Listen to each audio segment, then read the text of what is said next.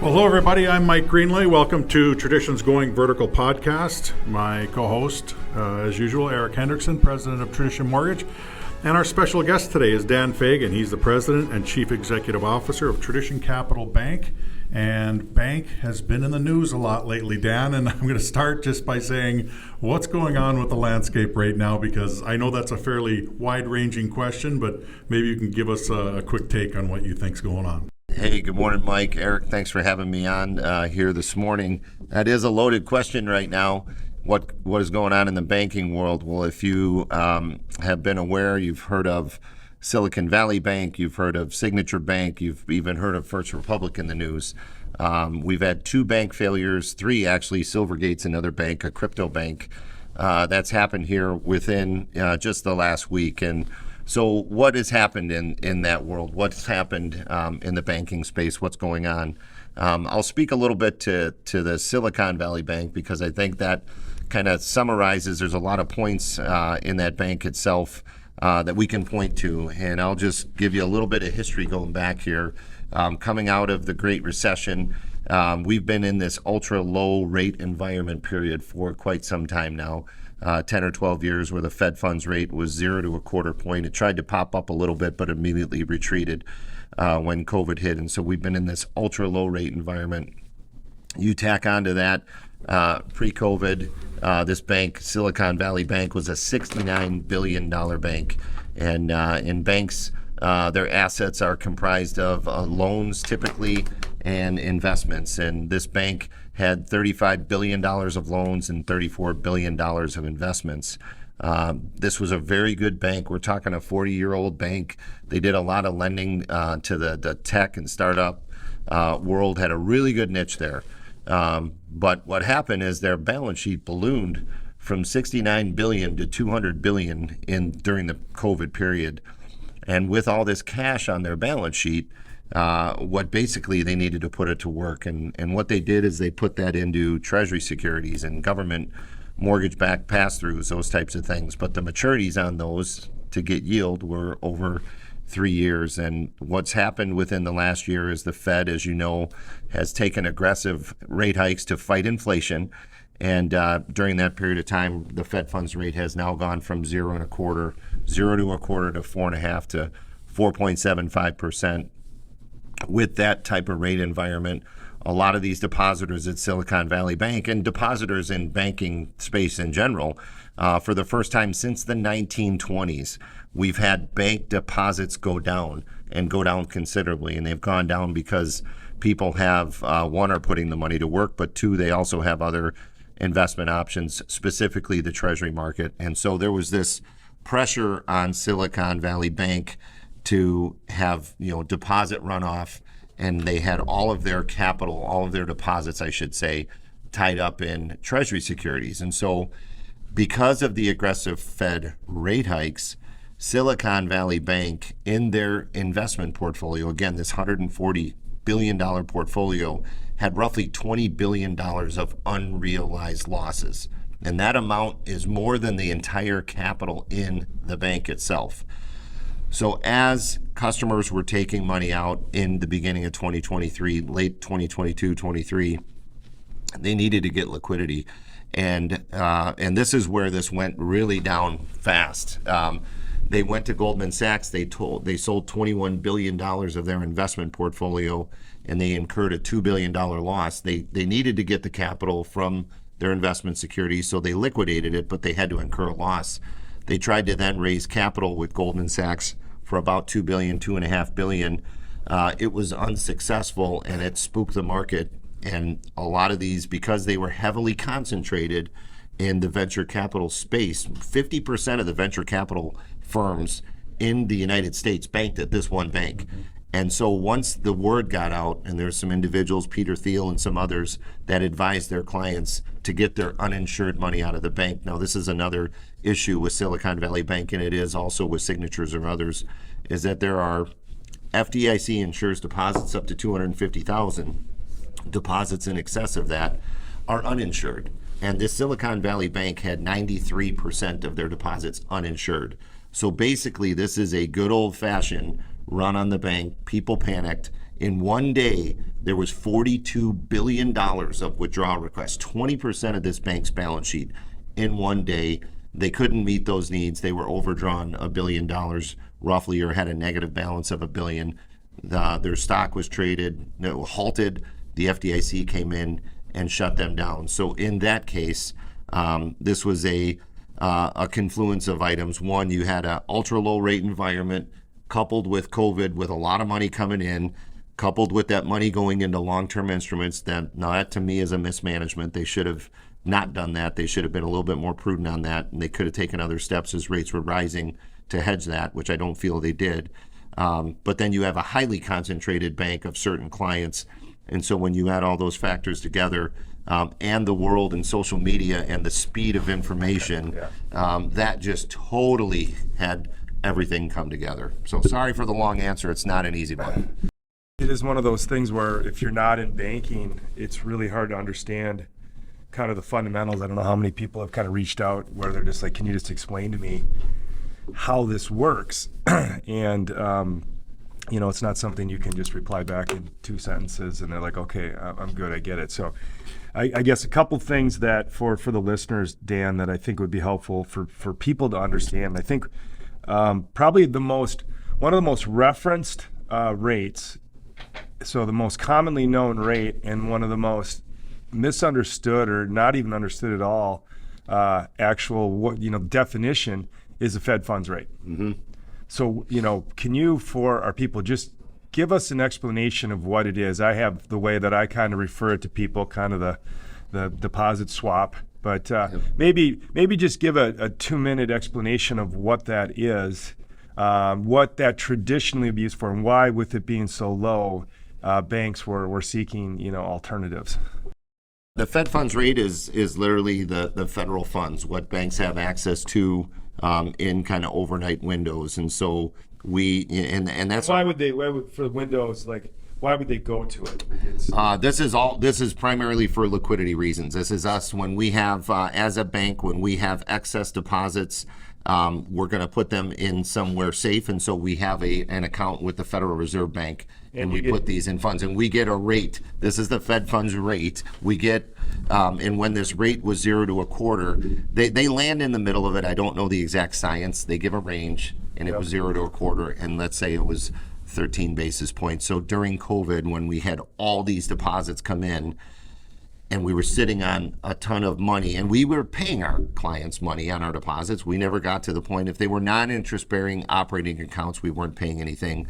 But our savings account, I think the lowest we got was 1/4 or 1/2 a point. If we had excess deposits, we put them in the Fed funds, into Fed funds, which is overnight facilities, whether you're borrowing or depositing, and earning a spread, a yield. And that yield is the Fed funds rate. So it's, I think it's kind of a great concept. If you have banks that are what we call overly liquid, you're full up with deposits beyond what you can reasonably lend out in a prudent manner. Yes. Kind of like SVB was. Yep. And if you're a bank on the other side of that where you have rapid growth and you don't have enough deposits to fund loan growth, you can go to this Fed funds window and you can borrow some other bank's deposit space as kind of a swap back and forth.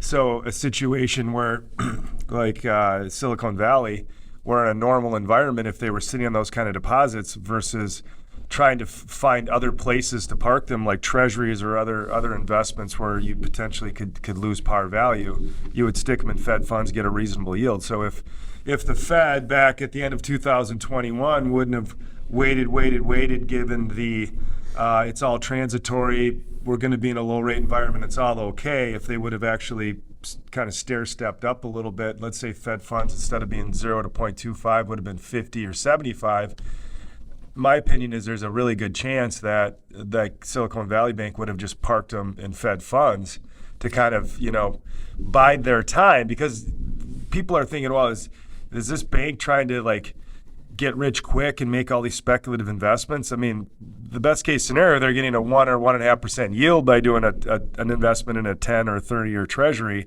So they're just trying to kind of buy time, unfortunately. And I think just the size of that investment portfolio was just way beyond their ability to kind of manage it or their, base expertise level. Yeah, great point. So let me just give you a couple data points. So the Fed funds range was 0 to a quarter, as I mentioned, getting, say, 13 basis points. If you look back to December 31st, 2021, the 1-year Treasury rate was 0.19%. That means if you were willing to go out 1 year, buy a Treasury security and hold it for 1 year, you'd get 19 basis points. So there was no yield. Short-term rates were significantly depressed. If you go out 2 years, 3 years, 4 years, 5 years, you're starting to get more yield. As an example, I think our bank looked at putting some of that money to work, because these are individuals that have shareholders are having all this cash. They need to do something with it. And to their credit, they put it in what's one of the safest things you could do. They did put it into U.S. Treasury securities and agency securities that are backed by the full faith and credit of the government. However, they put those out 3, 4, 5 years to get some yield. And I think the yield on their entire portfolio was around 1.5%. So in order to get yield, and I think to your point, Eric, because the Fed is saying this is transitory, and the Fed funds, the Fed started doing this dot plot where they're saying, okay, we're going to look at all of the people on the Fed board and we're going to give their estimation of where they think rates are going to be. At the end of that year, they were saying at most they were going to raise 50.5 by the end of the year.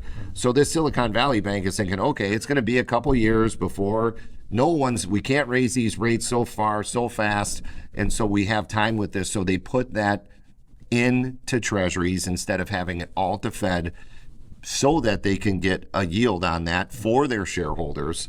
But what happened is the Fed kind of switched gears a little bit, and that's going to be a long debated question. But that shock to the 450 basis points within a year was unprecedented, has not been done since the 1980 type scenario process time frame.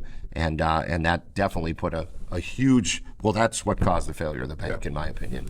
And with this historic rise, unlike even back previously, coming off from basically zero up to where we're at, it just makes it even worse. But that's something that I'm just amazed that it doesn't get discussed in the news about the dot plot. So, people are like, why in the world would the finance, department of this bank buy those longer dated treasuries, that are, so typically you're not holding a bond until the date that it matures. I mean, they are liquid, so you can trade them at any given time, just like a stock, and you're going to be, based on prevailing market interest rates, your bond is going to be worth more or less based on what rate you own it at. So, again, they're buying these bonds, looking at the dot plot, looking at the guidance from the Fed, the old adage, don't fight the Fed. They're predicting a certain course. So again, you have this bloated huge portfolio of cash that they're trying to put into play, again, because of the loose monetary policy, all the stimulus, everybody's swimming in cash, they're parking it at banks. You getting, again, banks are way beyond their ski tips with liquidity. They're trying again hey, we got to park this somewhere, and they're listening to the Fed. And all of a sudden they get caught with their pants down when all of a sudden it's about face. And now they're being accused of negligence and whatever else, where I'd say the Fed. Yep. And what they did was really reckless as well, too. That's a question that, every Joe and Mary on the street would say, how much as this falls on the Fed itself for maybe not, creating a situation that would be a little bit easier for people to deal with, but also telling people a certain thing and then having it be almost polar opposite. And I know you mentioned about it being kind of a perfect storm of a lot of situations, but how much is this falls on the Fed and how they dealt with everything? This is, again, going to be one of the kind of widely debated, who's at fault in this. I would say, again, the prolonged, because this is not just a Silicon Valley Bank issue, by the way. This is a bank. This is where you're seeing other banks' concerns. I predict that in the next, unless the Fed, turns around and rates go back down to zero here in a hurry, which I don't think is going to happen. I think you're going to see compressed margins at banks across the board for that very reason. You have 15 years of ultra low rate environment. So any bank's portfolio, and we as our bank, we look at investments anywhere, we ladder investments, we look at duration, we look at all types of things. And but for the last 15 years, most banks' average portfolios in their investment portfolio, which can be anywhere from 15% to 50% of a bank's balance sheet, I would say are probably in the 2 to 2.5% range. And that's the entire portfolio. So that's going to take a period of time before that all rolls off. So that ultra low rate environment, that whether the Fed created or we lived in or whatever, that's one thing. Two, then you have the COVID dollar stimulus, which I think many people can agree. I say can agree. The PPP program, which was needed to keep businesses intact, which I think a lot of companies were able to get by without it, but took it. Clearly, there was a lot of money that went in the system. But then on top of that, there was additional stimulus that continued. And so I would say, that may not be the Fed's issue. That might be our government's issue on keeping all this free money flowing. So I think that's at fault. Now, is the Fed at fault?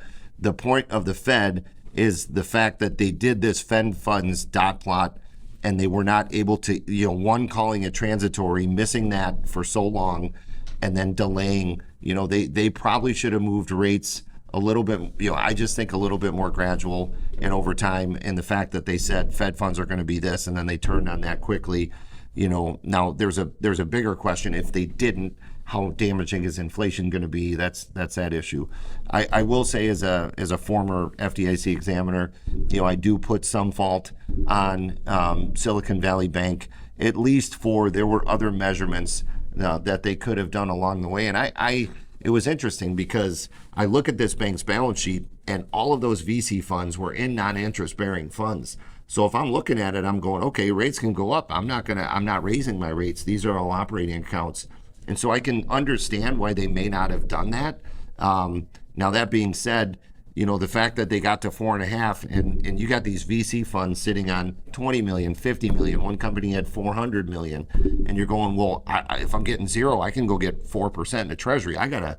This is real money now. And so that outflow of money, I don't think many of us predicted that battle that banks were going to have with treasuries. And so, my answer, Mike, is you got a little bit of the ultra low rate environment, the stimulus, combined with, the decision by, I think everyone has some fault here. But at the end of the day, the management of that bank, they could have maybe, they should have had lines at the Federal Home Loan Bank. I'm not sure, there's a lot of things that I'd love to dig a little deeper in. Again, looking back, I can understand, non-interest bearing funds because they're operating accounts. We can weather this out. I think it was the big withdrawals that they didn't prepare for and having contingent liquidity plans that ultimately led to that failure of the bank. But if your question was, is it the Fed's fault? I think there's a lot of fault and a lot of finger pointing to go around. Just interesting how the discussions on TV do not center around the Fed. No. It's easy to tar and feather bankers regarding it.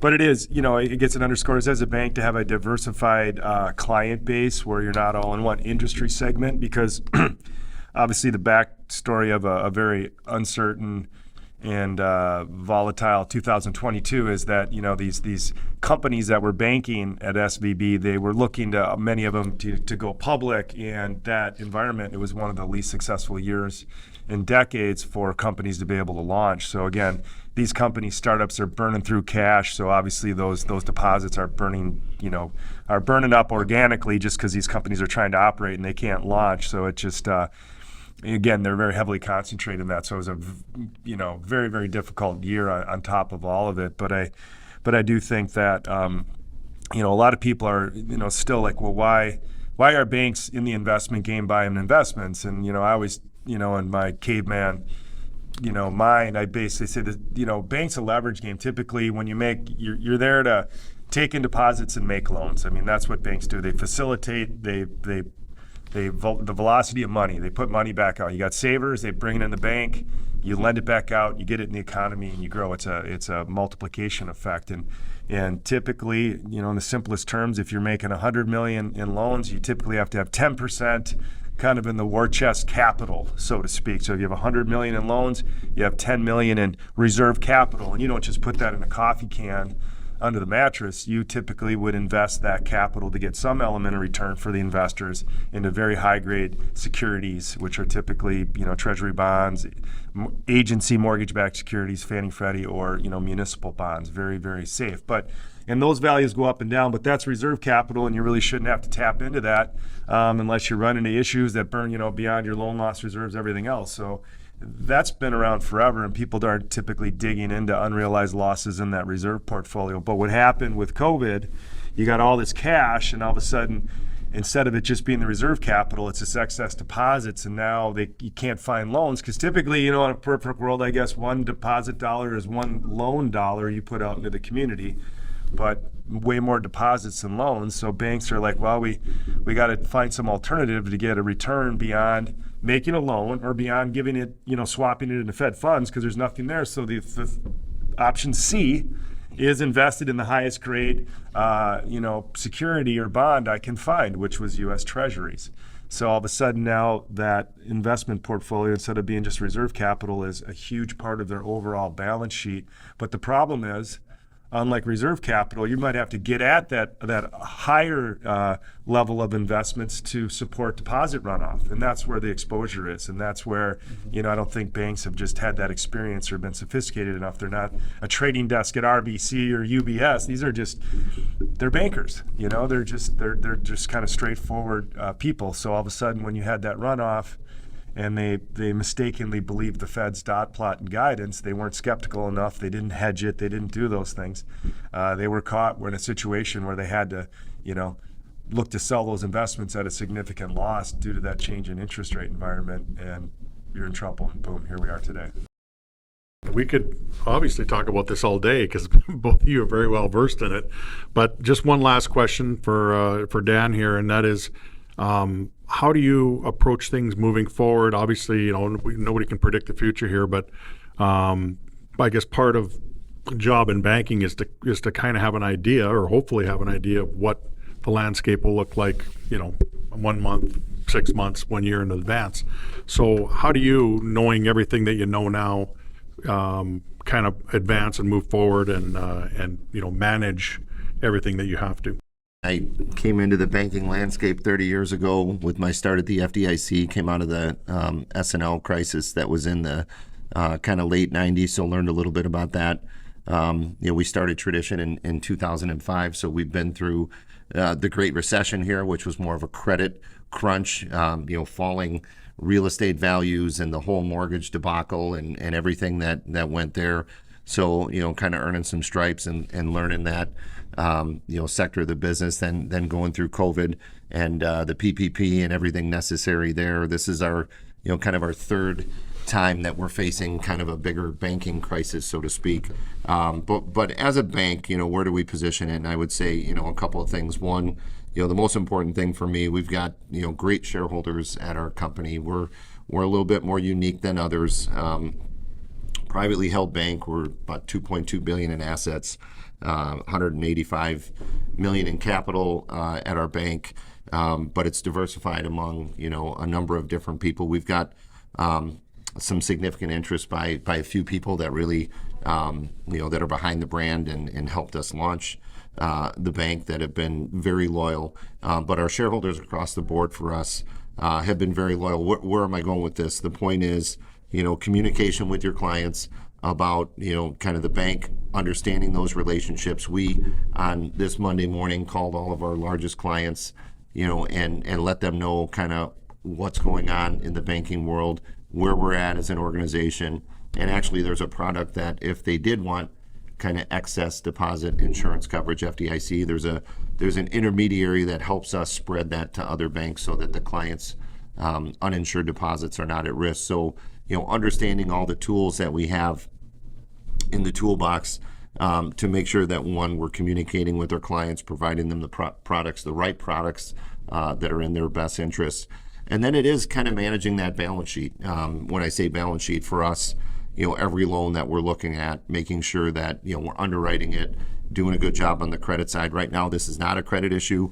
There's definitely, commercial real estate, a lot of concerns about rates resetting, about people not going back to work, about space becoming available, and and we're doing everything we can to kind of stress test that portfolio, be in touch with our clients, be proactive about what's that going to look like, and get ahead of it to the best that we can. I think this idea of, or just this, constant dedication to being proactive and staying ahead of it, and communication with clients to understand really what's going on out there has taught us a lot, has gained us a lot of trust and respect in the industry. But then there's also, with the sophistication, there's a lot of off-balance sheet items that we've done in the last 6 months for our company to kind of help ensure that not only are we going to be here today, but we're forward-looking, and we want to look at, where does our bank, how do we want to position ourselves in the future to continue to be able to provide that high-touch,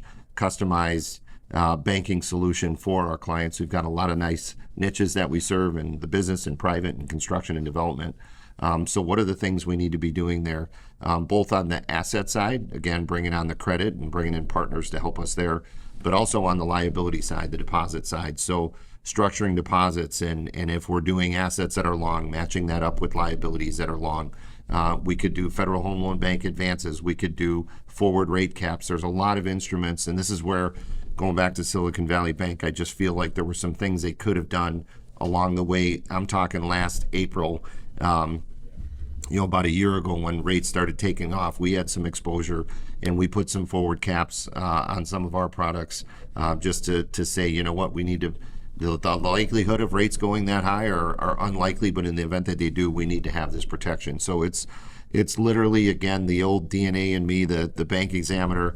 We're getting rated on components called CAMELS, and it's, first and foremost, it's having strong capital. And I would say we raised $30 million last quarter from our investors internally, and we did it within 2 weeks. That speaks to the level of the breadth of our shareholder base and their belief in our bank. So capital's extremely important. Asset quality, A is asset quality. That's a significant component, and for us, that gets to your underwriting risk selection in your portfolio, and that's something we've been fortunate since inception. It got us through the Great Recession and has gotten us through over the last 15 years since we've been in business. M is management. Board, having a strong board. We've got a great board that has a lot of tough questions. Trust me, these board meetings, I can come back a little bloody, and it's just, because they care and they're asking the tough questions, and that's what we need. And then also having a strong leadership team and staff. E is earnings, and obviously the earnings are always looking at, what's your margin, what are your earnings, what are your earnings in, what's the quality of your earnings, are they very concentrated, are they more diverse? And for us to have kind of diverse streams of earnings and consistent streams. As I mentioned, our margins the next 18 to 24 months, as a lot of these rates reset, are going to get compressed because we're having to pay our clients more on the deposit side, but that's going to turn around for us and bring margin back. Then you have the L, CAMELS, LS. So you have the liability side, liquidity. And, what is liquidity in a bank? So two things can take, for the most part, credit issues can really hamper and take a bank down, in liquidity, as we just saw in the case of Silicon Valley Bank. So for us to be always looking at liquidity, we have a daily funding sheet. We're looking every day, what are our sources, what's available. We want to have 20% of our balance sheet immediately available if that was needed. And then we can also ladder in other sources. So having strong liquidity. And then S is sensitivity to interest rates. And so we have some trusted advisors with Piper Sandler and a good investment committee that we're looking at interest rate sensitivity. That was just something. And this is, I meet with and the other thing, we meet with the regulators quite a bit. The regulators meeting, I meet with the Kansas City regional office of the FDIC and our local FDIC people. We've always believed in good, strong, proactive relationships and picking their brains. What are you seeing in the market? What should we be aware of? Anything else we should be doing? And it was interesting when I was talking to them. They were not, like we're talking at COVID. They were not concerned about interest rate risk, and I remember it vividly. They were not concerned about it, and now it is the number one issue in the banking. So what are we doing as an organization? We love banking. We've got a great shareholder base that's just so loyal, and obviously we need to take great care of them.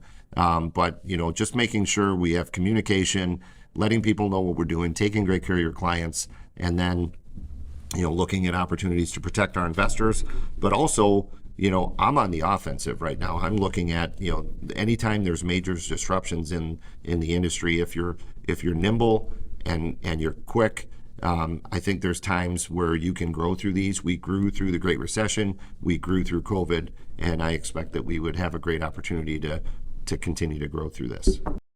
Well, Dan, thank you so very much for your time and your insight. Eric, once again, thank you for coming on board here. And I know that we will have these discussions and many more, especially as banking continues to evolve. So thank you both for joining me. Thanks, Mike. Thank you.